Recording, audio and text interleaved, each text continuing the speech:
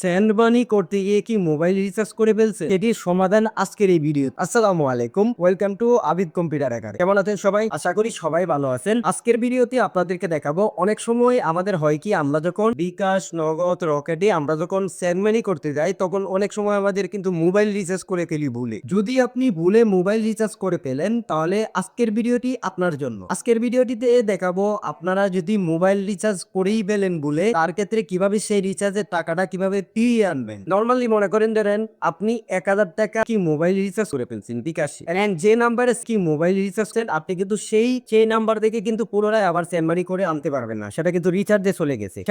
এখন আপনি সেই টাকাটা কিভাবে সেখান থেকে উদ্ধার করে নিয়ে আসবেন, সেই প্রসেসটাই দেখাবো আজকের এই ভিডিওতে। তো ভিডিওটি কেউ স্কিপ না করে পুরো ভিডিওটি দেখার চেষ্টা করবে।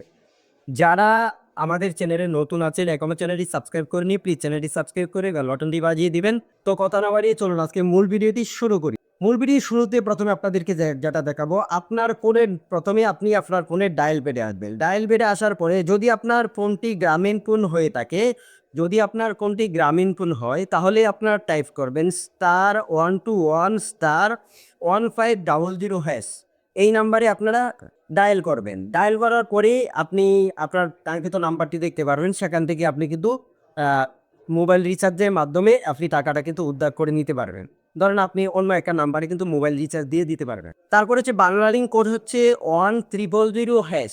1300# ক্লিক করে আপনারা কিন্তু সেটাও ব্যালেন্স ট্রান্সফার করতে পারবেন। তারপরে হচ্ছে এয়ারটেলে ট্রান্সফার করার জন্য *1212# এবং রবিতে আপনারা ব্যালেন্স ট্রান্সফার করার জন্য *121*1*4#। এই কোডগুলো ডায়াল করে আপনারা কিন্তু সেই আপনার যে সেন্ড মানি করে যে টাকাটা দিয়ে দিছিলেন, সেই টাকাটা কিন্তু আবার ব্যালেন্স ট্রান্সফার করে কিন্তু অন্যান্য যে কোনো মোবাইলে কিন্তু আবার ট্রান্সফার করতে পারবে।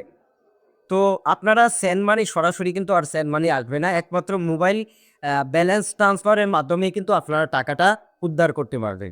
এর ছাড়া বিকল্প কোনো পদ্ধতি নাই, যদি আপনি বলে সেন্ড মানি করেই পেলে। তো এই ছিল আজকের এই ভিডিওটি। যদি ভিডিওটি ভালো লেগে থাকে লাইক, কমেন্ট, শেয়ার করে দিবেন। এরকম আরও ইন্টারেস্টিং ভিডিও পেতে যারা আমাদের চ্যানেলে নতুন আছেন, এখনও চ্যানেলটি সাবস্ক্রাইব করেননি, প্লিজ চ্যানেলটি সাবস্ক্রাইব করে আমাদের সঙ্গেই থাকবেন।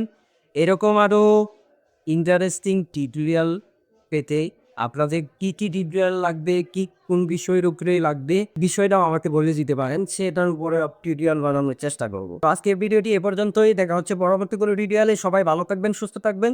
আসসালামু আলাইকুম ওয়া রাহমাতুল্লাহি ওয়া বারাকাতুহু।